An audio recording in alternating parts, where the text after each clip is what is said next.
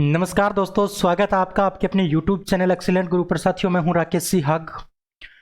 हमेशा की तरह साइंस की क्लास आपके सामने हाजिर है।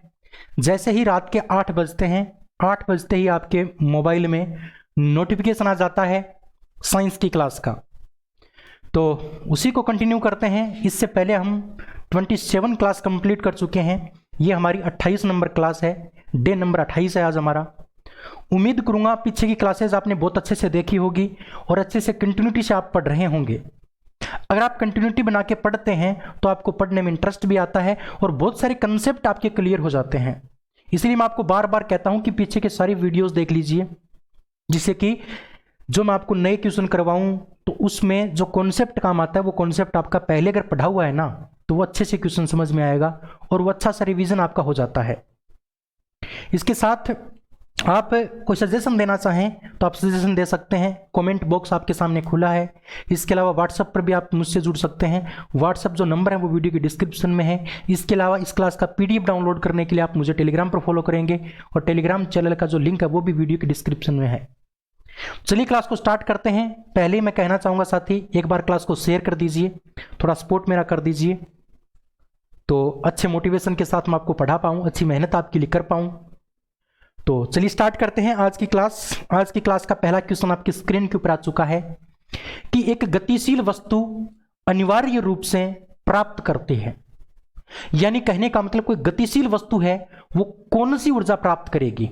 यानी कहने का मतलब साथी ये है कि कोई भी आपका गतिशील पिंड है, कोई भी आपका गतिशील जो पिंड है, जो गतिशील आपका जो पिंड है मेरे साथी, वो हमेशा गतिज ऊर्जा प्राप्त करता है, गतिज ऊर्जा प्राप्त करता है।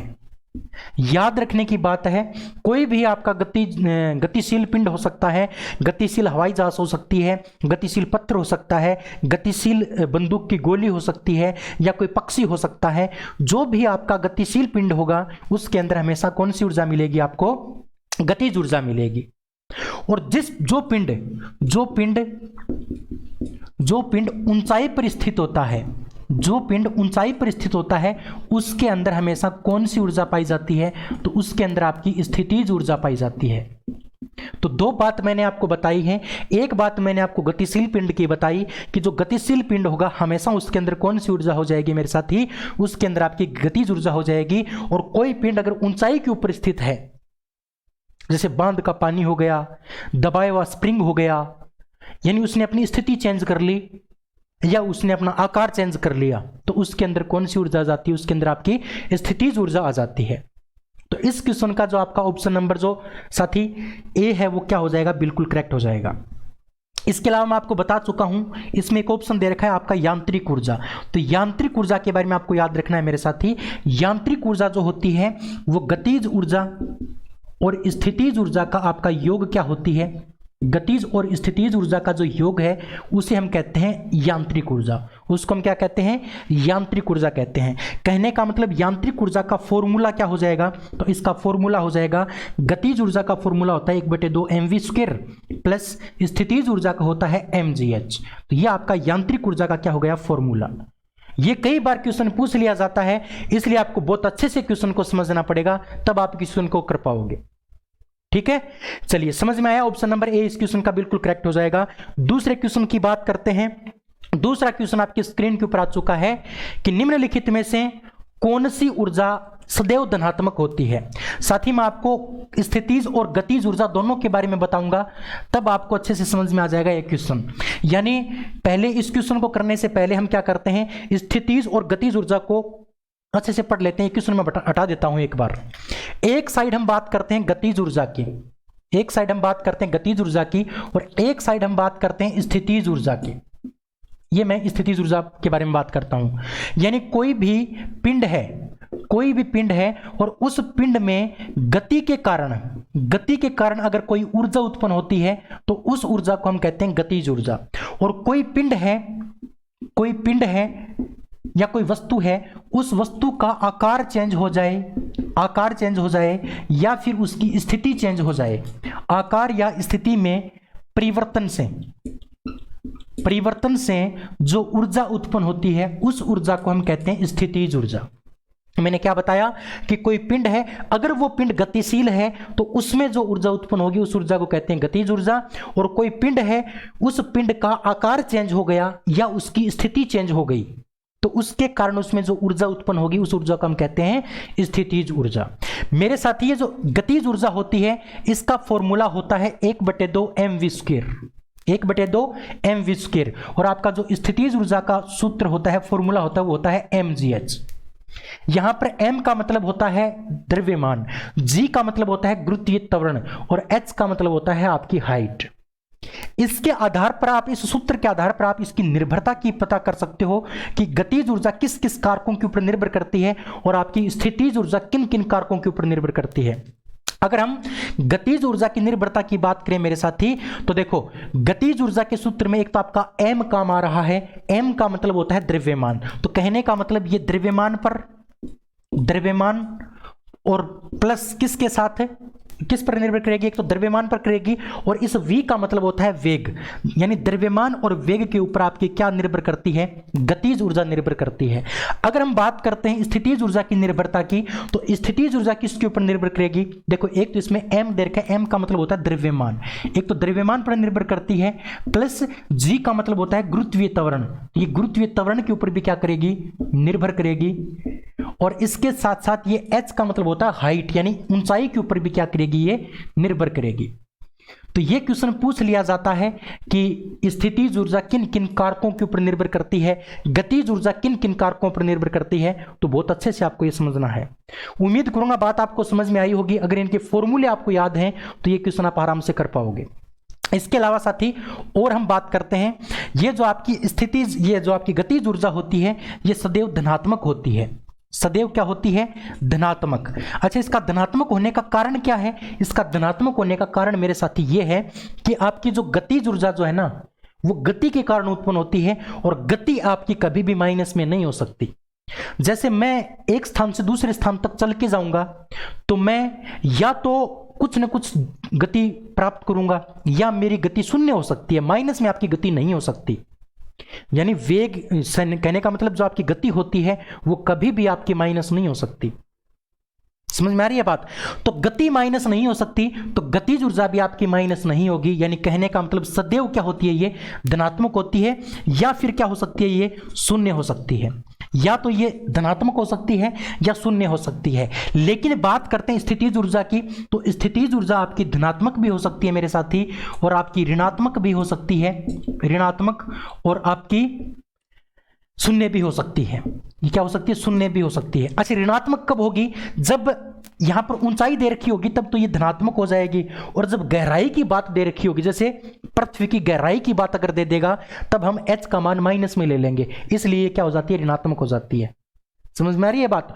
तो स्थितिज ऊर्जा आपकी धनात्मक भी हो सकती है, ऋणात्मक भी हो सकती है और आपकी शून्य भी हो सकती है स्थितिज ऊर्जा। लेकिन आपकी जो गतिज ऊर्जा होती है वो सदैव धनात्मक होती है या फिर शून्य होती है, ये कभी भी क्या नहीं होती, ऋणात्मक नहीं होती मेरे प्यारे साथी। बताओ समझ में आया कि नहीं आया? अब कोई भी क्वेश्चन अगर आपके सामने आ जाता है गतिज ऊर्जा और स्थितिज ऊर्जा का तो आप आराम से कर सकते हो, ठीक है। इसके अलावा इसके कुछ एग्जाम्पल के बारे में बता देता हूं। जैसे बांध का जो पानी है, बांध में जो पानी होता है उसके अंदर कौन सी ऊर्जा होती है, उसके अंदर आपकी स्थितिज ऊर्जा होती है। इसके अलावा आपका जो स्प्रिंग होता है, आपका जो स्प्रिंग होता है उस स्प्रिंग को आपने दबा रखा है या फिर उसको खींच रखा है, तो उसके कारण जो ऊर्जा उत्पन्न होती है उसको भी हम क्या कहते हैं, स्थितिज ऊर्जा कहते हैं। क्लियर है बात है? अगर हम बात करते हैं गतिज ऊर्जा की, तो गतिज ऊर्जा गतिशील वस्तु के अंदर उत्पन्न होती है। जो गतिशील आपकी वस्तु होगी वो कोई भी गतिशील वस्तु हो सकती है, गतिशील कोई भी आपकी बंदूक की गोली हो सकती है, कोई पत्थर हो सकता है, कोई कागज हो सकता है, कोई पक्षी हो सकता है, हवाई जहाज हो सकती है। इसके अलावा साथी मैं आपको बता दूं, आपकी जो रॉकेट जो होती है ना, रॉकेट की जो ऊर्जा होती है, रॉकेट के अंदर ऊर्जा, उसके अंदर आपकी स्थितिज ऊर्जा भी होती है रॉकेट के अंदर, और इसके अंदर आपकी गतिज ऊर्जा भी होती है। कारण क्या है इसका? इसका कारण यह है कि साथी रॉकेट जो है ना वो हवा के अंदर क्या करती है, रॉकेट जो है वो हवा के अंदर चलती है, यानी उसने अपनी स्थिति चेंज कर ली। वो ऊपर से ऊपर अपनी दूरी बढ़ाती जाती है, अपनी ऊंचाई को क्या करती रहती है, परिवर्तन करती रहती है। यानी कहने का मतलब इसने स्थिति में परिवर्तन कर लिया, तो उसके कारण इसके अंदर क्या आ गई, स्थितिज ऊर्जा आ गई। लेकिन गतिज ऊर्जा उसके अंदर क्यों आई, क्योंकि वो गति भी कर रही है, इसलिए उसके अंदर गतिज ऊर्जा भी है। तो ये क्वेश्चन साथी कई बार पूछ लिया गया है कि रॉकेट में कौन सी ऊर्जा होती है। तो रॉकेट में बहुत सारे मेरे दोस्त क्या कर देते हैं, अकेली गतिज ऊर्जा कर देते हैं, जो कि गलत माना जाता है। इसके अंदर दोनों प्रकार की ऊर्जाएं पाई जाती हैं। बताओ समझ में आया कि नहीं आया। अब कोई भी क्वेश्चन अगर आपके आ जाता है गतिज और स्थितिज में से, तो आप आराम से कर सकते हो। ठीक है, अब हम क्वेश्चन की बात करते हैं, दूसरे क्वेश्चन की। दूसरा क्वेश्चन आपके सामने है कि निम्नलिखित में से कौन सी ऊर्जा सदैव धनात्मक होती है। तो मैंने अभी अभी बताया, आपकी जो गतिज ऊर्जा होती है वो सदैव धनात्मक होती है। ऑप्शन नंबर आपका जो बी है वो इस क्वेश्चन का क्या होगा, करेक्ट हो जाएगा। Option number B is the right answer. बताओ समझ में आया कि नहीं आया। बिल्कुल सिंपल। चलिए आगे बढ़ते हैं फिर। तीसरा क्वेश्चन कि ऊर्जा की वाणिज्यिक इकाई क्या है। तो ये क्वेश्चन भी बड़ा इंपॉर्टेंट है। इस क्वेश्चन के आधार पर मैं आपको 2-3 क्वेश्चन अच्छे करवाऊंगा, जिससे कि आपके एग्जाम के अंदर अगर क्वेश्चन आ जाता है तो आप आराम से कर पाओ। तो अगर आप क्लास पूरी अटेंड करते हैं तो आपको बहुत अच्छे से कंसेप्ट, बहुत अच्छे से क्वेश्चंस आपको पढ़ने को मिलेंगे, बहुत अच्छा कंसेप्ट आपको समझने को मिलेगा। तो जुड़िए मेरे साथ, विश्वास करके आपको बहुत अच्छा रिस्पॉन्स मिलेगा आपके एग्जाम के अंदर, मैं ये दावा कर सकता हूं आपसे। चलिए बात करते हैं किसकी, ऊर्जा की। अगर हम बात करते हैं ऊर्जा की, तो ऊर्जा के बारे में अगर हम बात करें तो इसका मात्रक की अगर हम बात करते हैं, जो आपकी कार्य करने की जो क्षमता होती है, कार्य करने की जो क्षमता होती है उसे हम क्या कहते हैं, कार्य करने की क्षमता को हम ऊर्जा कहते हैं। और कार्य करने की जो दर होती है उसको हम शक्ति कहते हैं। ठीक है, अगर हम बात करते हैं इसके मात्रक की, तो साथ ही इसके मात्रक आपके 2-3 प्रकार के मात्रक पूछ सकता है। एक तो इसका आपको एसआई मात्रक पूछा जा सकता है। तो याद रखना मेरे प्यारे साथी, ऊर्जा का जो एसआई मात्रक होता है वो होता है आपका, ऊर्जा का एसआई मात्रक होता है जूल। ऊर्जा का एसआई मात्रक क्या होता है, जूल होता है। अगर हम बात करते हैं इसके व्यापारिक मात्रक की, व्यापारिक या फिर वाणिज्यिक मात्रक की बात करते हैं, व्यापारिक या फिर वाणिज्यिक मात्रक की बात करते हैं, तो वो है आपका किलोवाट घंटा। किलोवाट घंटा, और किलोवाट घंटा जो है इसको हम कह सकते हैं KWH। और इसी KWH को क्या कहा जाता है, इसी KWH को बिजली की यूनिट कहा जाता है। बिजली की यूनिट इसको कहा जाता है। यानी कहने का मतलब ये हुआ मेरे साथी कि आपकी जो ऊर्जा होती है उसका व्यापार किसके अंदर किया जाता है, तो उसका व्यापार किया जाता है किलोवाट घंटा के अंदर। बिजली की यूनिट के अंदर इसका व्यापार किया जाता है हमारे घरों में, है ना। सरकार हमसे बिल लेती है, वो यूनिट के आधार पर लेती है, उसी यूनिट को हम क्या कहते हैं, KWH कहते हैं, यानी किलोवाट घंटा कहते हैं। ठीक है, इसके अलावा साथी एक आपको कार्य के बारे में भी याद रखना है। कार्य का मात्रक भी इसी के जैसा ही होता है, ऊर्जा के जैसा ही। कार्य का जो एसआई मात्रक होता है मेरे प्यारे साथी, वो होता है आपका जूल। यानी कहने का मतलब कार्य और ऊर्जा दोनों का जो मात्रक है, एसआई मात्रक, वो समान होता है। कार्य का एसआई मात्रक और ऊर्जा का एसआई मात्रक दोनों का समान होता है, और वो होता क्या है, वो होता है आपका जूल। इसके अलावा साथी बात करते हैं, ये जो आपका कार्य है इसका सीजीएस पद्धति के अंदर मात्रक क्या है, तो सीजीएस पद्धति के अंदर इसका मात्रक है अर्घ। ये क्वेश्चन भी बहुत बार पूछा जाता है कि कार्य का सीजीएस पद्धति के अंदर मात्रक क्या है, तो आपका उत्तर हो जाएगा अर्घ। अगर हम बात करते हैं मेरे साथी 1 जूल का जो मान है वो अर्घ में कितना होता है, तो आप कहोगे 10⁻7 अर्घ। 1 जूल का मान अर्घ में होता है 10⁻7 अर्घ। ठीक है, ये कुछ डाटा आपको याद रखने हैं जिससे कि आपके क्वेश्चन अच्छे से समझ में आ जाए। कोई भी क्वेश्चन अगर आपसे पूछ लिया जाए तो आप आराम से कर पाओ। ये तो बात हो गई किसकी, ऊर्जा की। इसी प्रकार का एक क्वेश्चन मैं आपको शक्ति के बारे में करवाता हूं। शक्ति की बात करते हैं। शक्ति जो होती है वो क्या होती है, कार्य करने की दर होती है। कार्य करने की जो दर होती है उसे हम क्या कहते हैं, कार्य करने की दर को शक्ति कहते हैं, और कार्य करने की क्षमता को हम ऊर्जा कहते हैं। इसके मात्रक की बात करते हैं साथी, तो इसका जो मात्रक है वो एसआई पद्धति में कौन सा मात्रक है, तो एसआई पद्धति में इसका मात्रक वाट है। और इसी वाट को हम क्या कहते हैं, इसी वाट को कहते हैं जूल बटे सेकेंड। जूल बटे सेकेंड, जूल बटे सेकेंड को ही क्या कहा जाता है, आपका वाट कहा जाता है। तो बहुत बार ये क्वेश्चन भी पूछ लिया जाता है कि जूल बटे सेकेंड किसका मात्रक है, तो जूल बटे सेकेंड आपका शक्ति का मात्रक होता है। ठीक है, और जूल बटे सेकंड को ही हम क्या कहते हैं, वाट कहते हैं। क्लियर है बात है। इसके अलावा मैं आपको शक्ति के बारे में कुछ और बताता हूं। यहां पर यह शक्ति का मात्रक हो गया। ऐसा ही पद्धति में अगर हम बात करते हैं शक्ति के वाणिज्यिक मात्रक की, वाणिज्यिक या फिर व्यापारिक मात्रक की बात करते हैं तो वो होता है साथी अश्व शक्ति। अश्व शक्ति, अश्व शक्ति का मतलब होता है हॉर्स पावर, यानी आपकी जो ऊर्जा होती है उसका वाणिज्यिक मात्रक होता है किलोवाट घंटा, और आपकी जो शक्ति होती है उसका वाणिज्यिक मात्रक होता है अश्व शक्ति। और एक एचपी का मतलब हॉर्स पावर यानी अश्व शक्ति, एक अश्व शक्ति का मान वाट में कितना होता है, तो आप सभी को पता है 746 वाट, ये तो आप सभी को पता है। इसके अलावा इसके कुछ अन्य मात्रक भी हैं जो आपको याद रखने मेरे साथी। इसके कुछ अन्य मात्रक में आपका आ जाता है किलोवाट, अन्य मात्रक में इसका किलोवाट आ जाता है। दूसरा आ जाता है आपका मेगावाट, मेगावाट, ये कुछ इसके बड़े मात्रक हैं जो आपको याद रखने हैं। अब एक सबसे ज्यादा कंफ्यूज करने वाला क्वेश्चन यहां पर पूछा जा सकता है कि शक्ति का मात्रक होता है किलोवाट, लेकिन किलोवाट के आगे घंटा जुड़ जाता है तो आपका ऊर्जा का मात्रक वो बन जाता है। किसका मात्रक बन जाता है, वो ऊर्जा का मात्रक। बताओ समझ में आया कि नहीं आया। बिल्कुल सिंपल सी बात है लेकिन बहुत गंभीर बात है। क्लियर है। तो आपसे पूछा था कि ऊर्जा का व्यवसायिक या फिर वाणिज्यिक मात्रक क्या है, तो साथी याद रखना किलोवाट घंटा इसका उत्तर हो जाएगा। ऑप्शन नंबर ए इस क्वेश्चन का क्या हो जाएगा, आपका करेक्ट आंसर हो जाएगा ऑप्शन नंबर ए। क्लियर है, समझ में आया। चलिए फिर आगे बात करते हैं। नेक्स्ट 4 नंबर क्वेश्चन की बात करते हैं। 4 नंबर क्वेश्चन को पहले अच्छे से पढ़ लीजिए मेरे साथी। बहुत ही शानदार क्वेश्चन आपके सामने आ चुका है। अच्छे अच्छे क्वेश्चन मैं आपके सामने लेके आता हूं, पूरी मेहनत करके आपको मैं पढ़ाने की कोशिश करता हूं। तो इतनी तो मैं आपसे भी उम्मीद करता हूं कि आप वीडियो को शेयर करेंगे, चैनल को सब्सक्राइब अगर नहीं किया है तो चैनल को आप सब्सक्राइब जरूर करेंगे, और कोई सजेशन देने के लिए आप कमेंट भी करेंगे। ठीक है, चलिए इस क्वेश्चन की बात करते हैं। क्वेश्चन क्या है कि 8 केजी भार वाली लोहे की गेंद और 3 केजी भार वाली एल्यूमिनियम की गेंद 20 मीटर की ऊंचाई से गिराई जाती हैं। भूमि से 10 मीटर की ऊंचाई पर उनमें निम्नलिखित में से कौन सी राशि समान होगी। बड़ा शानदार क्वेश्चन है। इस क्वेश्चन को आप 2 प्रकार से कर सकते हो। एक तो प्रत्येक ऑप्शन का आप मान निकाल लो कि भाई इसमें गतिज ऊर्जा का मान कितना होगा, त्वरण का मान कितना होगा, स्थितिज ऊर्जा का मान कितना आएगा और संवेग का मान कितना आएगा। वो तो एक थोड़ा सा लंबा प्रोसेस हो जाता है। अगर आपको सूत्र याद हैं, फॉर्मूले याद हैं, तो आप इन डाटाओं के आधार पर, इन आंकड़ों के आधार पर आप इन सभी का मान निकाल के और देख लोगे कौन सी राशि समान है।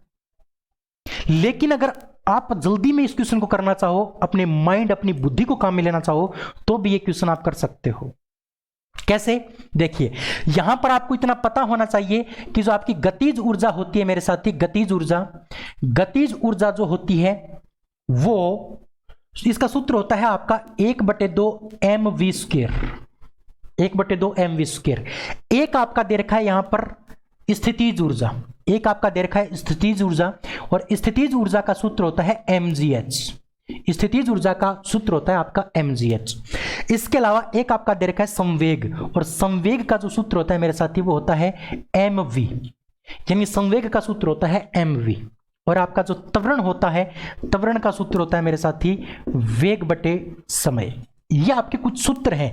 इन सूत्रों के आधार पर इस क्वेश्चन को आप कर सकते हो। या तो आप इसका मान निकाल लो कि गतिज ऊर्जा का मान लोहे की वस्तु का कितना है और एल्यूमिनियम की जो गेंद है उसका कितना है, दोनों का मान निकाल लो आप। अगर वो बराबर है तो आपका उत्तर ये हो जाएगा गतिज ऊर्जा।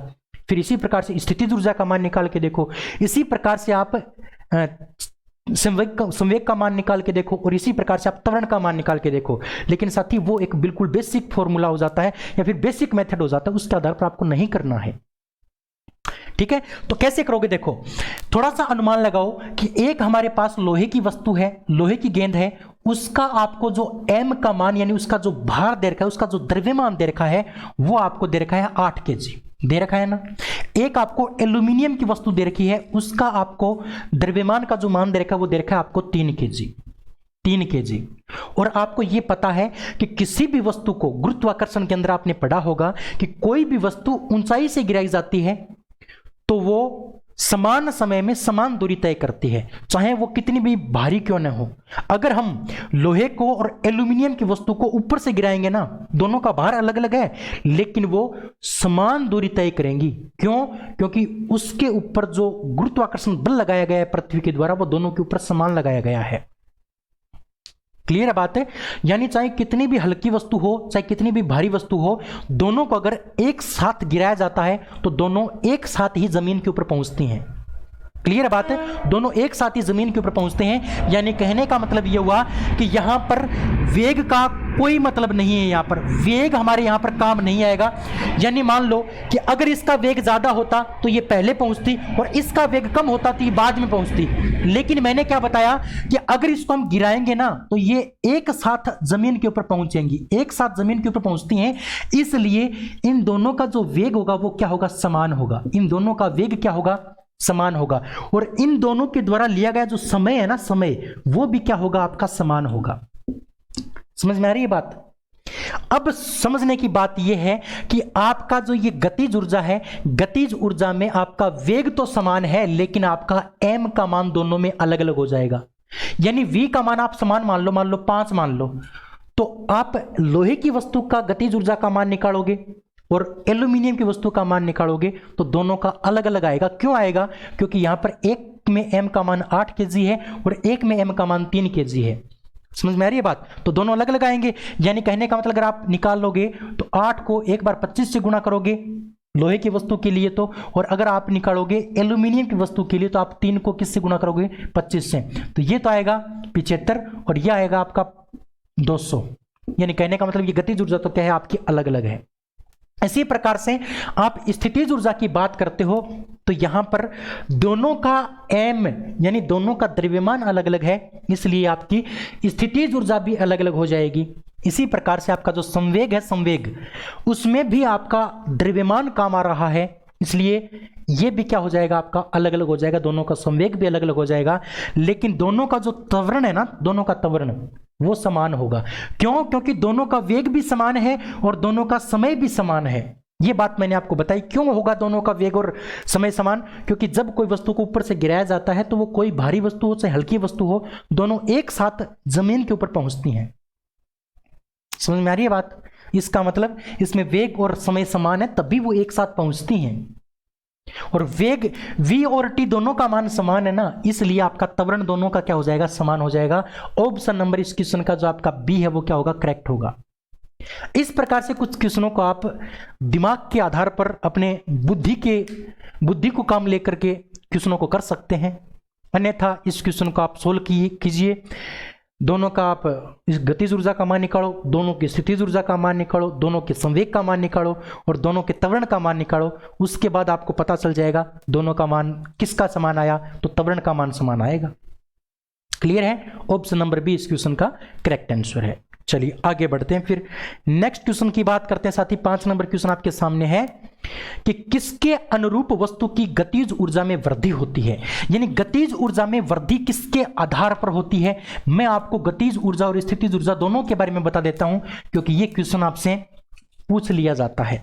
देखो, अगर हम गतिज ऊर्जा की बात करते हैं, गतिज ऊर्जा की बात करते हैं तो आपकी जो गतिज ऊर्जा है वो गति में अगर वृद्धि होती है, गति में अगर वृद्धि होती है तो आपकी गतिज ऊर्जा भी क्या हो जाती है? बढ़ जाती है। गतिज ऊर्जा क्या हो जाती है? बढ़ जाती है। अगर गति में कमी हो जाती है तो आपकी गतिज ऊर्जा क्या हो जाती है? घट जाती है। यानी कहने का मतलब गतिज ऊर्जा में गति के कारण ही परिवर्तन आता है। तो इस क्वेश्चन का जो ऑप्शन नंबर आपका डी है वो क्या हो जाएगा? करेक्ट हो जाएगा। लेकिन हम स्थितिज ऊर्जा की बात और कर लेते हैं। स्थितिज ऊर्जा में परिवर्तन कब आता है? स्थितिज ऊर्जा निर्भर करती है ऊंचाई के ऊपर। स्थितिज ऊर्जा किसके ऊपर निर्भर करती है? आपकी ऊंचाई के ऊपर। और गतिज ऊर्जा करती है आपकी गति के ऊपर। तो यहां पर आपकी ऊंचाई बढ़ जाती है, ऊंचाई बढ़ जाती है तो आपकी जो ऊर्जा है वो भी बढ़ जाती है। और अगर ऊंचाई कम हो जाती है तो आपकी ऊर्जा भी क्या हो जाती है? कम हो जाती है। क्लियर है बात है? तो अगर स्थितिज ऊर्जा की बात करेंगे तब उसका उत्तर हो जाएगा आपका ऊंचाई। अगर गतिज ऊर्जा की बात करते हैं परिवर्तन की तो आपका आंसर हो जाता है आपका गति। तो इस क्वेश्चन का ऑप्शन नंबर डी इस क्वेश्चन का क्या होगा? करेक्ट होगा। बताओ मेरे लाडले प्यारे साथियों, समझ में आया कि नहीं आया? ठीक है, आगे बढ़ते हैं, फिर नेक्स्ट क्वेश्चन की बात करते हैं। 6 नंबर क्वेश्चन साथी आपके सामने ये रहा। 6 नंबर क्वेश्चन को पढ़ो अच्छे से कि गतिशील वस्तु की गतिज ऊर्जा किस पर निर्भर करती है।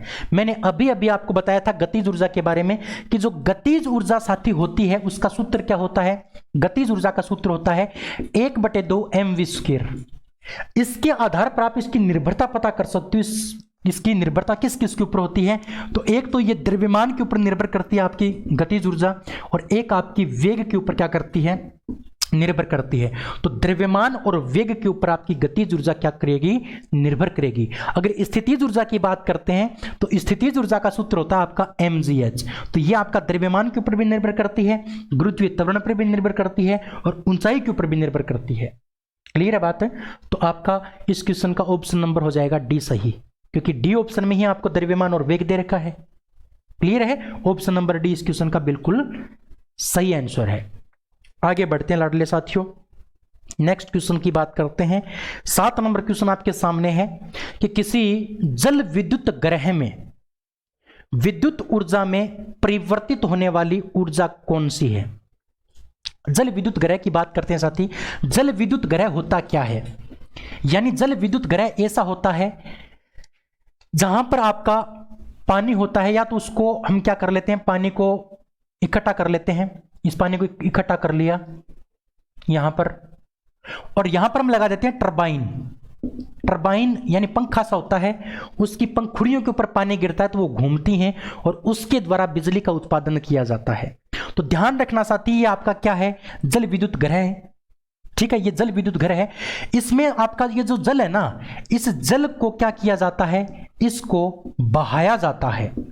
बहाया जाता है यानी इसके अंदर क्या उत्पन्न की जाती है, इस जल के अंदर गति उत्पन्न की जाती है, और इस गति का उपयोग करके इस टरबाइन को घुमाया जाता है। यानी इस प्रकार से मान लो ऊंचाई के ऊपर पानी है और नीचे क्या लगा रखी है, टरबाइन लगा रखी है, तो उस पानी को ऊपर से छोड़ा जाएगा और वो टरबाइन के ऊपर गिरेगा, तो टरबाइन इस प्रकार से घूमती है और बिजली का उत्पादन करती है। इसका मतलब हमने क्या किया, इस जल की गतिज ऊर्जा का प्रयोग करके हमने क्या कर दिया, बिजली का उत्पादन कर लिया। यानी जल विद्युत ग्रह के अंदर जल की गतिज ऊर्जा का प्रयोग किया जाता है। ऑप्शन नंबर आपका जो साथी डी है वो करेक्ट हो जाएगा।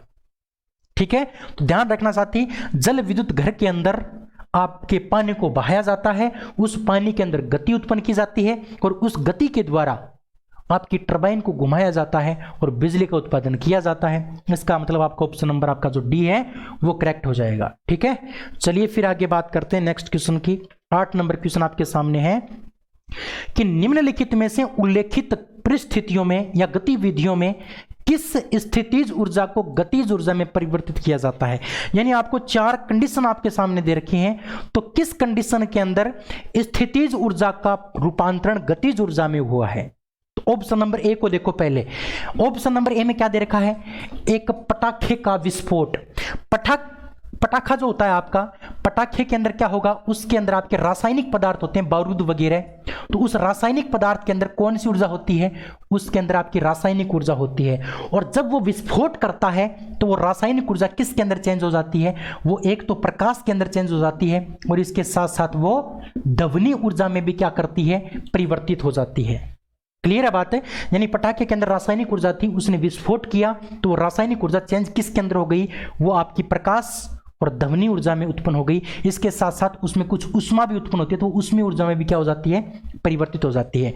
ऑप्शन नंबर बी को देखो, एक टॉर्च को ऑन करना। अगर हम टॉर्च की बात करते हैं तो टॉर्च के अंदर सेल डले होते हैं और सेल के अंदर रासायनिक पदार्थ होता है, तो इसके अंदर भी आपकी क्या थी, रासायनिक ऊर्जा थी। और इस रासायनिक ऊर्जा का प्रयोग करके उस टॉर्च को ऑन किया तो हमें कौन सी ऊर्जा प्राप्त हुई, साथी प्रकाश ऊर्जा प्राप्त हुई।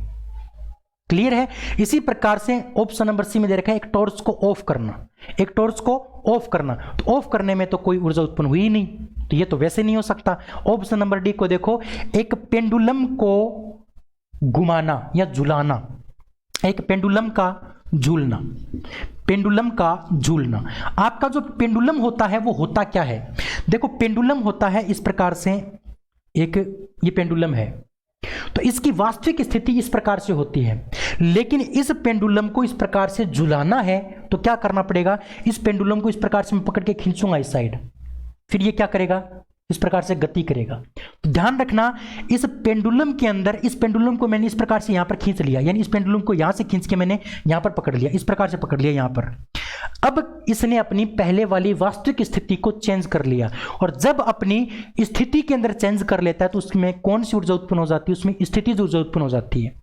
यानी जैसे इस पेंडुलम को मैंने पकड़ के इस प्रकार से किया तो इसके अंदर कौन सी ऊर्जा आ गई, उसके अंदर स्थितिज ऊर्जा उत्पन्न हो गई।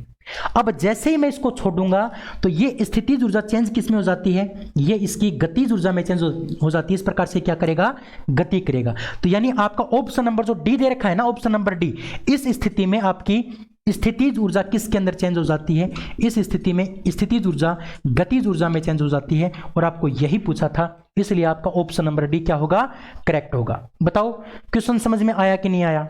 बड़ा सिंपल सा क्वेश्चन था, बस आपको अपनी बुद्धि का उपयोग करना था। अगर आपके पास बुद्धि है तो आप क्वेश्चन को आराम से कर पाओगे। अगर बुद्धि किसी अलग काम में व्यस्त है, सोना बाबू के चक्कर में, या कोई और बहुत सारे लफड़े हैं आज की दुनिया में, बहुत सारे लफड़े हैं, आप समझते ही हैं, अगर उसमें अगर आपका दिमाग है तो यहां पर बुद्धि आपकी काम नहीं आएगी फिर। चलिए बात करते हैं नेक्स्ट क्वेश्चन की। क्वेश्चन नंबर 9 आपके सामने है कि एक सतह की घटना है, यानी इसमें से कौन सी सतह की घटना है, यह आपसे पूछा है।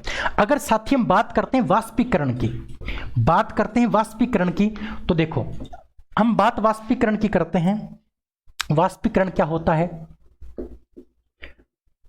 यानी कोई भी आपका द्रव पदार्थ होता है, द्रव पदार्थ, उस द्रव पदार्थ की सतह से, उस द्रव पदार्थ की सतह से क्या उत्पन्न होने लगे, तापमान के कारण, तापमान के कारण, तापमान के कारण वाष्प बनने लगे, भाप बनने लगे, तो इस घटना को हम क्या कहते हैं, वाष्पीकरण कहते हैं।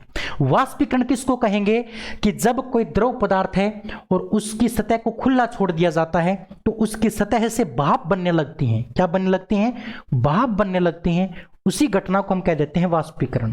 तो इस क्वेश्चन के अंदर आपने समझ लिया होगा इस परिभाषा में कि कोई भी द्रव पदार्थ है उसकी सतह को खुला छोड़ने पर आपकी वाष्पीकरण की घटना उत्पन्न होती है।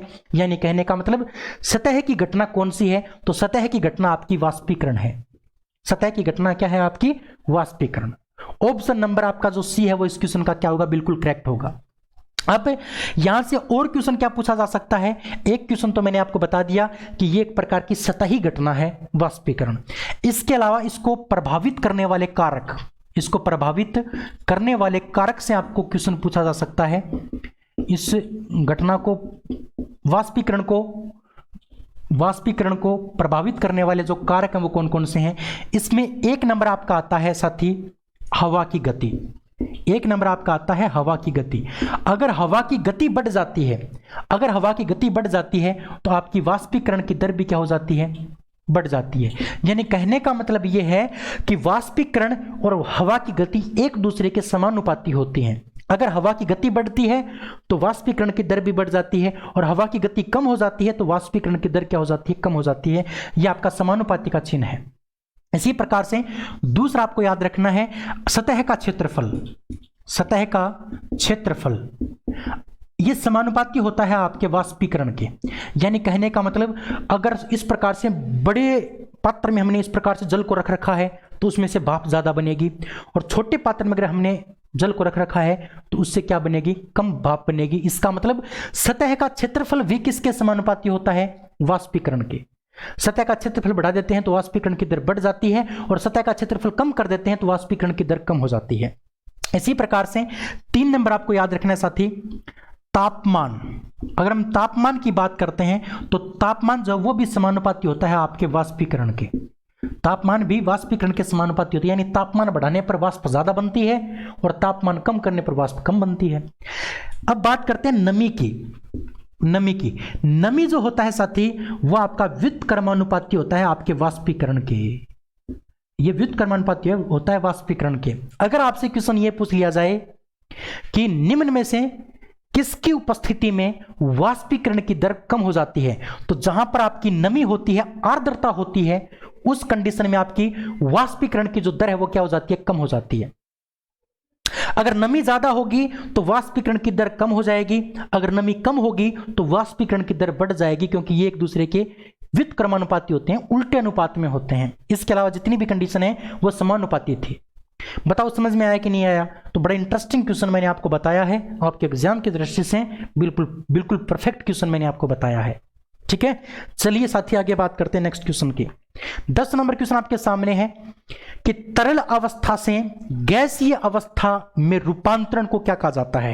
तो मैं कुछ कंडीशंस आपको बताता हूं, सारी कंडीशन मैं बता देता हूं, सारे जो नाम हैं वो आपको पढ़ लेने हैं, याद कर लेने हैं। कुछ फैक्ट बताता हूं। फैक्ट नंबर 1, फैक्ट 1 की बात करते हैं। अगर कोई ठोस पदार्थ है, ठोस पदार्थ द्रव पदार्थ में बदल जाता है तो इस घटना को कहा जाता है गलन। क्या कहा जाता है? गलन। ठीक है, इसी प्रकार से अगर कोई द्रव पदार्थ वाष्प में बदल जाता है, कोई द्रव पदार्थ वाष्प में चेंज हो जाता है, भाप में चेंज हो जाता है, तो इसको कहा जाता है साथी वाष्पीकरण। क्या कहा जाता है? वाष्पीकरण। इसी प्रकार से कोई आपका ठोस पदार्थ है वो डायरेक्ट किसके अंदर चेंज हो जाता है? डायरेक्ट आपका चेंज हो जाए गैस में, सीधा गैस में चेंज हो जाता है। कोई ठोस पदार्थ है वो सीधा गैसीय रूप में बदल जाए तो इस घटना को कहा जाता है ऊर्ध्वपातन। ऊर्ध्वपातन इसको कहा जाता है। इसी प्रकार से कोई गैसीय पदार्थ है, कोई गैसीय पदार्थ है, इस वाष्प को हम गैस कह सकते हैं। कोई गैसीय पदार्थ है और गैसीय पदार्थ किसके अंदर बदल जाए? द्रव अवस्था में आ जाए तो इसको कहा जाता है साथी संघनन। संघनन, याद रखना, संघनन। इसी प्रकार से 5 नंबर आपको याद रखना है कि कोई द्रव पदार्थ है और वो जम करके क्या बन जाता है? ठोस बन जाता है, तो इस घटना को कहा जाता है हिमीकरण। क्या कहा जाता है? हिमीकरण। तो ये कुछ ये नाम आपको याद रखने हैं, यहां से क्वेश्चन बार बार पूछ लिया जाता है। अब आपको इस क्वेश्चन में देखो क्या पूछा है, तरल अवस्था से गैसीय अवस्था में रूपांतरण हो गया तो इस घटना को हम क्या कहेंगे? तरल यानी द्रव और गैस बदल में रूपांतरित हो गया तो उसको हम कह देंगे वाष्पीकरण। ऑप्शन नंबर आपका जो सी है वो इस क्वेश्चन का करेक्ट आंसर हो जाएगा, ऑप्शन नंबर सी। बताओ लाडलो समझ में आया कि नहीं आया? अगर हम बात करते हैं ऑक्सीकरण की, ऑप्शन में आपको दे रखा ऑक्सीकरण। ऑक्सीकरण किसको कहते हैं? ऑक्सीकरण का मतलब होता है ऑक्सीजन की वृद्धि होना, ऑक्सीजन का योग होना, O2 का योग, यानी किसी भी वस्तु के साथ, किसी भी यौगिक के साथ, किसी भी तत्व के साथ ऑक्सीजन जुड़ जाता है तो इस घटना को हम क्या कह देते हैं? ऑक्सीकरण कह देते हैं। और साथ ही याद रखना, आपका जो कोई भी खाना होता है, कोई भी खाना होता है, वो खाना आपका सड़ जाता है, खाना खराब हो जाता है, वो किस घटना के कारण होता है? वो इसी ऑक्सीकरण के कारण होता है। इसी ऑक्सीकरण के कारण आपका खाना क्या हो जाता है? खराब हो जाता है। क्लियर है बात? इसके अलावा ऑप्शन नंबर आपका जो बी दे रखा है उसमें दे रखा है ऊर्ध्वपातन। ऊर्ध्वपातन किसको कहते हैं? ठोस अवस्था से गैस अवस्था में डायरेक्ट बदलना आपका ऊर्ध्वपातन कहलाता है। अगर हम संघनन की बात करते हैं तो गैस से द्रव का बनना आपका संघनन कहलाता है। ठीक है, सारे कंसेप्ट मैंने आपके क्लियर कर दिए। बताओ कोई दिक्कत, कोई दुख तकलीफ है तो बताओ, आगे बढ़े। चलिए नेक्स्ट 11 नंबर क्वेश्चन आपके सामने है कि मध्यवर्ती तरल अवस्था से गुजरे बिना एक पदार्थ ठोस अवस्था से किस में चेंज हो जाता है? गैस अवस्था में। तो इस घटना को हम क्या कहते हैं? इस घटना को कहते हैं ऊर्ध्वपातन। मैंने अभी भी बताया कि ऊर्ध्वपातन की एक ऐसी कंडीशन है, इसमें आपका ठोस पदार्थ डायरेक्ट गैस अवस्था में चेंज हो जाता है, इसके अंदर आपकी द्रव अवस्था चेंज नहीं होती। डायरेक्ट ठोस से क्या बनेगा? गैस। इस घटना को हम कहते हैं ऊर्ध्वपातन। क्लियर है? और क्वेश्चन आपसे यह भी पूछा जा सकता है कि ऊर्ध्वपातित पदार्थ कौन कौन से होते हैं। ऊर्ध्वपातित पदार्थों की बात करते हैं, ये ऊर्ध्वपातित पदार्थ कौन कौन से होते हैं? तो एक आपका होता है साथी कपूर। अगर आप कपूर को गर्म करते हो, अगर आप कपूर को गर्म करते हो ना, तो उसका पानी नहीं बनेगा, कपूर डायरेक्ट क्या हो जाएगा? गायब हो जाएगा, यानी उसकी गैस बन जाएगी। इसी प्रकार से एक आपका होता है नेफ्थलीन। नेफ्थलीन ये भी एक ऐसा पदार्थ है, अगर इसको आप गर्म करते हो, ये ठोस अवस्था में होता है, इसको अगर आप गर्म करते हो तो ये डायरेक्ट किसके अंदर चेंज होता है? गैस अवस्था में। इसी प्रकार से साथी एक होता है आपका एंथ्रासीन। एंथ्रासीन इसी प्रकार से आपका ठोस CO2, ठोस CO2। एक होता है आपका अमोनियम क्लोराइड, अमोनियम क्लोराइड यानी NH4Cl। NH4Cl को अमोनियम क्लोराइड कहा जाता है। ये कुछ इंपॉर्टेंट पदार्थ हैं जो ऊर्ध्वपातित घटना, ऊर्ध्वपातन की घटना को मतलब प्रदर्शित करते हैं, यानी इनको गर्म करने पर ये डायरेक्ट ठोस से किसके अंदर चेंज होते हैं? द्रव अवस्था गैस अवस्था में चेंज होते हैं। ये कुछ उद्रपातित पदार्थों के नाम आपको याद रखने हैं, आपके एग्जाम की दृष्टि से बड़े इंपॉर्टेंट हैं।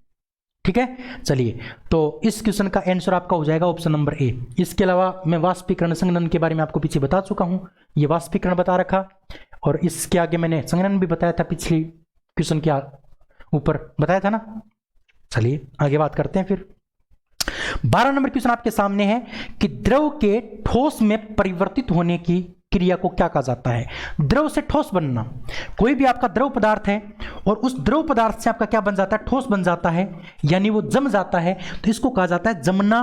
और जमने को ही क्या कहा जाता है साथी, हिमीकरण। इसको क्या कहा जाता है, हिमीकरण की घटना कहा जाता है, जो मैंने आपको अभी अभी बताया था। ऑप्शन नंबर आपका जो सी है वो करेक्ट हो जाएगा इस क्वेश्चन का।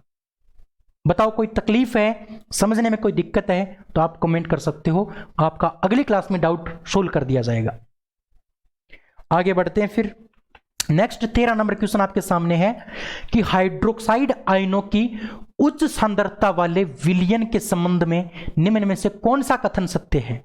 यानी हाइड्रोक्साइड दे रखा है आपको और सभी के अंदर देखो पीएच दे रखा है, तो हम हाइड्रोक्साइड की पीएच की बात कर लेते हैं। हाइड्रोक्साइड होता क्या है, हाइड्रोक्साइड किसको कहा जाता है, तो साथी ध्यान रखोगे आप, हाइड्रोक्साइड कहा जाता है OH को, हाइड्रोक्साइड कहा जाता है OH को। और OH की जो पीएच मान होती है, OH की पीएच मान होती है वो होती है सबसे अधिक। OH की पीएच मान होती है सबसे अधिक, और कितनी होती है, तो OH की पीएच मान आपकी होती है, हाइड्रोक्साइड का पीएच मान होता है आपका 14। इससे ज्यादा किसी का भी पीएच मान संभव नहीं है, किसी का भी इससे ज्यादा पीएच मान संभव नहीं है। यानी कहने का मतलब हाइड्रोक्साइड जो विलयन है, हाइड्रोक्साइड जो आपका विलयन है, इस हाइड्रोक्साइड विलयन में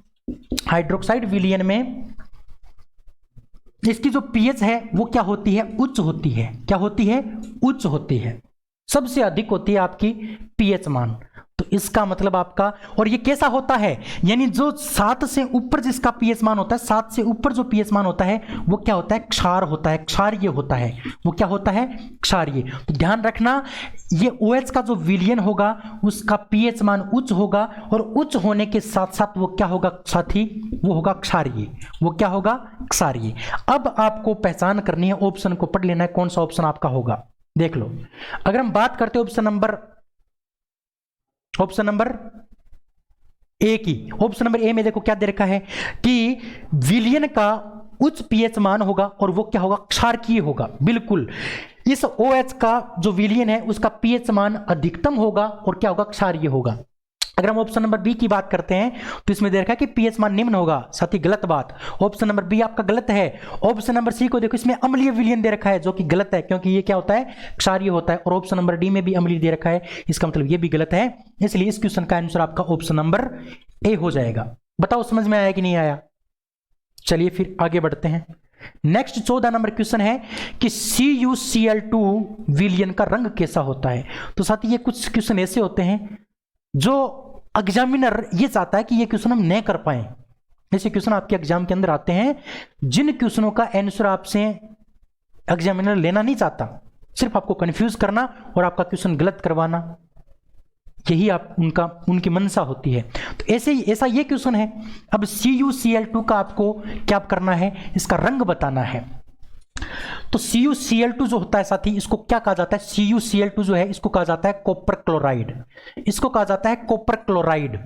अगर हम कॉपर क्लोराइड की बात करते हैं तो जो कॉपर क्लोराइड है मेरे साथी, जब ये निर्जल अवस्था में होता है, निर्जल का मतलब होता है बिना जल के होता है, तो इसका जो रंग होता है निर्जल अवस्था में, इसका रंग होता है मेरे साथी पीला भूरा। पीला भूरा इसका रंग होता है निर्जल अवस्था में।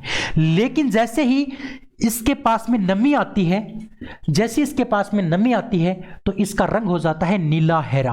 क्या हो जाता है, नीला हरा। नीला हरा इसका क्या हो जाता है, रंग हो जाता है। अब आपको देखना है ऑप्शन के अंदर कौन सा दे रखा है, ऑप्शन में नीला हरा दे रखा है या फिर पीला भूरा दे रखा है। तो साथी इसमें नीला हरा दे रखा है ऑप्शन नंबर बी में, पीला भूरा नहीं दे रखा। या तो आपको ये दिया मिलेगा या आपको ये दिया मिलेगा, दोनों में से एक आपको दिया मिलेगा। या फिर ये पूछ लेगा कि CuCl2 का निर्जल अवस्था में रंग कैसा होता है, तो निर्जल अवस्था में पीला भूरा होता है और नमी अवस्था में कैसा होता है, नीला और हरा होता है। ऑप्शन नंबर आपका जो बी है वो इस क्वेश्चन का क्या होगा, करेक्ट होगा, ऑप्शन नंबर बी। ठीक है, चलिए आगे बढ़ते हैं साथी। नेक्स्ट 15 नंबर क्वेश्चन आपके सामने है कि किसी पौधे का कौन सा भाग पौधे की जड़ों से पौधे के शेष भागों में जल का परिवहन करता है। ये क्वेश्चन मैं आपको कई बार करवा चुका हूं साथी। एक आपका होता है जाइलम और एक होता है आपका फ्लोएम। जाइलम जो होता है, जाइलम एक उत्तक होता है। जाइलम और जो फ्लोएम होता है इसके बारे में बात कर लेते हैं। जाइलम जो होता है ये एक ऐसा होता है जो जल का और खनिज पदार्थों का वहन करता है। जल व खनिज पदार्थों का वहन, खनिज पदार्थों का वहन करता है। और जो फ्लोएम होता है, फ्लोएम ये भोजन का वहन करता है, भोजन का वहन। ये क्या करता है, ये भोजन का वहन करता है। ये जो फ्लोएम होता है ये दोनों दिशाओं में इसका वहन करता है, दोनों दिशाओं में वहन, दोनों दिशाओं में वहन, यानी अधोमुखी भी करता है, अधोमुखी मतलब नीचे की तरफ, और ऊपरी मुखी भी करता है। ऊपरी मुखी का मतलब होता है ऊपर की साइड। कारण क्या है कि ये मान लो पौधा है और इस पौधे में यहां एक मान लो पत्ती है और इस पत्ती के द्वारा यहां पर भोजन बन जाता है। तो ये जो भोजन है ये भोजन ऊपर की साइड भी जाता है और ये भोजन नीचे की साइड भी जाता है। क्लियर है बात है। तो भोजन का वहन जो है वो फ्लोएम दोनों दिशाओं में करता है। लेकिन साथी आपका जो ये जाइलम होता है ना, जाइलम ये सिर्फ एक दिशा में क्या करता है, वहन करता है, एक दिशा में वहन। ये एक दिशा में वहन करता है, किस साइड, ऊपर की साइड। क्योंकि पौधा जो होता है वो केवल और केवल जल जो अवशोषित करता है वो जड़ के द्वारा करता है, और पौधे की जड़ नीचे की साइड होती है, नीचे नीचे, और ऊपर की साइड वो क्या करता है, जल को भेजता है। तो इसकी दिशा केवल एक साइड होती है और इसकी दिशा दोनों साइड होती है। क्लियर है बात। अगर हम बात करते हैं इन दोनों की, तो ये जो जाइलम और जो फ्लोएम होते हैं ये एक प्रकार के जटिल ऊतक होते हैं। क्या होते हैं आपके, जटिल ऊतक होते हैं। ये एक प्रकार के जटिल ऊतक हैं। ये इसकी 1 नंबर विशेषता, ये इसकी 2 नंबर विशेषता और ये इसकी 3 नंबर विशेषता, ये दोनों की कॉमन विशेषता है। इसी प्रकार से ये जो है ना, ये सहवन बंडल का निर्माण करते हैं या फिर सहवहन पुल का निर्माण करते हैं। यानी सहवहन का मतलब होता है वहन करना। तो ये तो जल का वहन करता है और ये भोजन का वहन करता है। तो दोनों के दोनों क्या करते हैं, सहवन बंडल या फिर सहवहन पुल का निर्माण करते हैं। ये क्वेश्चन भी बार बार पूछा जाता है कि निम्न में से कौन से उत्तक सहवन पुल का निर्माण करते हैं। तो आपके फ्लोएम और जाइलम क्या करते हैं, सहवन पुल का निर्माण करते हैं। और दोनों के दोनों क्या होते हैं, आपके जटिल होते हैं। क्लियर है। तो इस क्वेश्चन में आपको क्या पूछा था, इस क्वेश्चन में पूछा था कि जल का वहन कौन करता है, तो जल का वहन जाइलम करता है।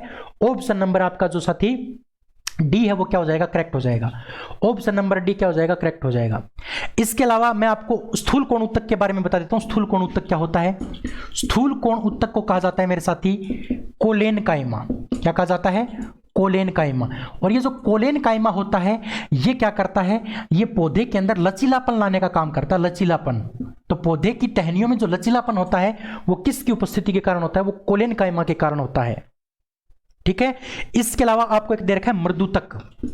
मर्दूतक, मर्दूतक को कहा जाता है पेरेनकाइमा, पेरेनकाइमा। और ये जो पेरेनकाइमा होता है ये भोजन का क्या करता है, संग्रहण करता है। भोजन को इकट्ठा करने का काम किसका है, भोजन को इकट्ठा करने का जो काम है साथी वो है आपका पेरेनकाइमा का। इसी प्रकार का एक आपका होता है स्क्लेरेनकाइमा, स्क्लेरेनकाइमा। ये जो आपका स्क्लेरेनकाइमा जो होता है मेरे साथी ये क्या करता है, ये पौधे को दृढ़ बनाता है। दृढ़ और कठोर बनाने का काम कौन करता है, आपका स्क्लेरेनकाइमा करता है। क्लियर है। और जाइलम के बारे में मैं आपको बता चुका हूं, फ्लोएम के बारे में मैं आपको बता चुका हूं। बताओ क्वेश्चन समझ में आया कि नहीं आया। बिल्कुल, आगे बढ़ते हैं फिर। नेक्स्ट 16 नंबर क्वेश्चन है कि मृदुतक और स्थूल कोण उत्तक किस प्रकार के उत्तक हैं। तो साथी ध्यान रखना, जाइलम और जो फ्लोएम है ना वो एक प्रकार के आपके जटिल उत्तक हैं और एक प्रकार के आपके सहवनी उत्तक हैं। ये दोनों तो आपके क्या हैं, ये दोनों तो आपके सहवहनी उत्तक हैं। सहवनी उत्तक यानी ये क्या करते हैं, वहन करने का काम करते हैं, इसलिए क्या है, ये सहवनी उत्तक हैं। अगर हम बात करते हैं मृदुतक की और इस स्थूल कोण उत्तक की, तो साथी ये जो है ना आपके, ये दोनों स्थूल कोण और मृदुतक ये दोनों के दोनों आपके क्या हैं, ये सरल स्थायी उत्तक हैं। ये दोनों क्या हैं, आपके सरल स्थायी उत्तक हैं। पौधे के अंदर आपसे दो प्रकार के क्वेश्चन पूछता है। एक तो स्थायी ऊतक कौन कौन से हैं, तो स्थायी ऊतक आपके स्थूल कोण ऊतक, मृदुतक और स्क्लेरेन्काइमा। ये तीनों तो आपके क्या हैं, स्थायी सरल स्थायी ऊतक हैं। और सहवनी ऊतक और जटिल ऊतक कौन है, तो आपके जाइलम और फ्लोएम। जटिल तो ये दोनों हो गए और सरल ये तीनों हो गए। क्लियर है? तो आपको पूछा है मृदुतक और स्थूल कोण ऊतक किस प्रकार के ऊतक हैं, तो ये आपके सरल स्थायी ऊतक हैं। ऑप्शन नंबर सी इस क्वेश्चन का क्या होगा, करेक्ट होगा, ऑप्शन नंबर सी। बताओ समझ में आया कि नहीं आया? क्लियर है?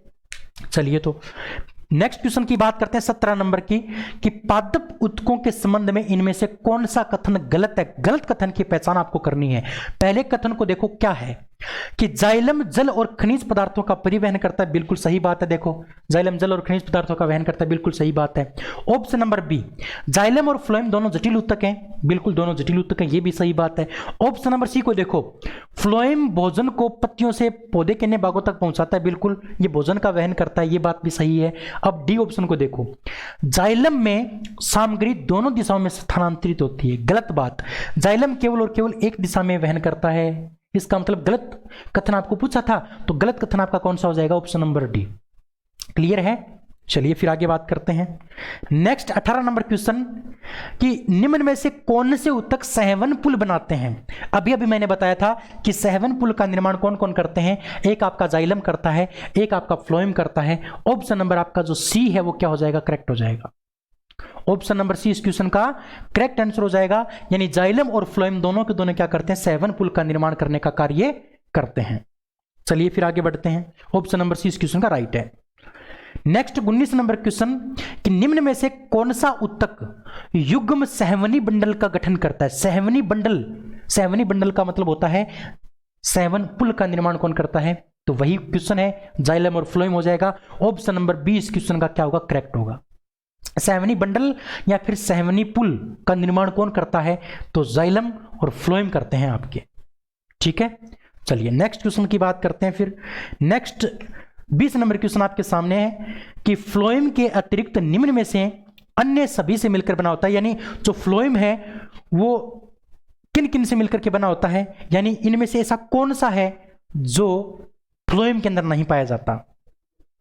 ठीक है, इसमें से ऐसा कौन सा ऑप्शन है जो आपके फ्लोएम में नहीं पाया जाता। तो फ्लोएम में कौन कौन से घटक पाए जाते हैं उनकी बात करते हैं। फ्लोएम के अंदर कौन कौन से घटक पाए जाते हैं उनकी बात करते हैं। तो फ्लोएम के जो घटक है साथी, उनकी संख्या है आपकी 4। फ्लोएम के कितने घटक हैं, 4 घटक। एक है आपका फ्लोएम तंतु, एक है आपका फ्लोएम तंतु, ठीक है, फ्लोएम फाइबर भी कहते हैं, फ्लोएम तंतु भी इसको कहते हैं। इसके अलावा जो दूसरा है मेरे साथी, फ्लोएम तंतु हो गया, दूसरा आपका हो गया चालनी नलिका, दूसरा आपका हो गया चालनी नलिका, चालनी नलिका, तीसरा आपका हो गया सह नलिका। देखा नहीं इसमें, सह कोशिका या फिर सह नलिका एक ही बात है, सह कोशिका या फिर सहचर कोशिका। इसके अलावा ऑप्शन नंबर आपको एक दे रखा है, फ्लोएम तंतु हो गया, चालनी नलिका हो गया, एक हो गया आपका फ्लोएम मृदुतक, फ्लोएम मृदुतक। ये 4 आपके किसके अंदर पाए जाते हैं, ये 4 घटक पाए जाते हैं आपके फ्लोएम के अंदर, ये 4 घटक आपके फ्लोएम के अंदर पाए जाते हैं। ठीक है, और अगर हम जाइलम की बात करते हैं, जाइलम के अंदर कौन कौन से घटक पाए जाते हैं, तो जाइलम के घटकों की बात देखो करते हैं। जाइलम के अगर घटक की बात करते हैं तो इसके भी 4 घटक हैं। पहला जो घटक है वो है जाइलम तंतु, जाइलम तंतु, जाइलम तंतु। दूसरा है जाइलम वाहिका, तीसरा है वाहिनिका, वाहिनिका, और आपका 4 नंबर है जाइलम मृदुतक, जाइलम मृदुतक। ये 4 भाग किसके अंदर होते हैं, ये 4 भाग आपके जाइलम में होते हैं। अब इस क्वेश्चन को समझो, इस क्वेश्चन में पूछा है कि फ्लोएम के अंदर किसके अतिरिक्त, इसमें से किसके अतिरिक्त भाग पाए जाते हैं। तो देखो चालनी नलिका आपके फ्लोएम में होती है, बिल्कुल होती है। फ्लोएम वाहिका, फ्लोएम वाहिका आपकी इसके अंदर नहीं पाई जाती, वाहिका किसके अंदर पाई जाती है, जाइलम में। तो यही आपका क्या हो जाएगा, गलत हो जाएगा। मतलब यही तो आपका क्वेश्चन का आंसर होगा। आपको ये तो पूछा है फ्लोएम में किसके अतिरिक्त भाग पाए जाते हैं, तो फ्लोएम में वाहिका के अतिरिक्त सारे के सारे भाग आपके फ्लोएम के अंदर पाए जाते हैं। ऑप्शन नंबर जो बी है वो इस क्वेश्चन का क्या होगा, करेक्ट होगा। तो ये दोनों जो मैंने बात आपको बताई इसका स्क्रीनशॉट ले लीजिए, कोई भी क्वेश्चन आपका गलत नहीं होगा। ठीक है, तो उम्मीद करूंगा जाइलम फ्लोएम आपको अच्छे से समझ में आ गए होंगे। फिर भी आपको कोई तकलीफ हुई है, समझने में कोई दिक्कत आई है, तो आप कमेंट कर दीजिए। अगले क्लास के अंदर आपका डाउट सॉल्यूशन कर दिया जाएगा, डाउट का सॉल्यूशन। इसके अलावा आप मुझे व्हाट्सएप के ऊपर फॉलो कर सकते हैं। व्हाट्सएप के ऊपर अगर आप मेरे से जुड़ते हैं तो कोई भी डाउट है वो आप पूछ सकते हैं, आपका डाउट क्लियर किया जाएगा। ठीक है, कोई भी सजेशन देना है तो आप कमेंट कर सकते हैं, कमेंट सेक्शन आपके लिए खुला है। बस थोड़ा सा सपोर्ट कीजिए, अपने भाई को सपोर्ट दीजिए, मैं आपके लिए पीछे नहीं हटूंगा। अच्छी मेहनत करके आपको अच्छे से अच्छे क्वेश्चन करवाने की कोशिश करूंगा, और बहुत जल्द हमारी थ्योरी की क्लास भी स्टार्ट हो जाएंगी। 1-2 क्लास में आपको और ऐड कर दूंगा, जिससे कि आपकी तैयारी बहुत अच्छे से हो जाए। लेकिन मैं सिर्फ और सिर्फ आपको साइंस ही पढ़ा पाऊंगा, इसके अलावा कोई सब्जेक्ट और नहीं पढ़ा पाऊंगा। साइंस के अंदर आपको कोई ज़्यादा तकलीफ होने नहीं दूंगा, ये मैं आपसे दावा कर सकता हूं, अगर आपका सपोर्ट, मोहब्बत, प्यार रही तो। ठीक है, तो आज की इस क्लास में इतना ही, कल फिर मिलते हैं, तब तक के लिए जय हिंद, जय Bharat, thank you, bye bye.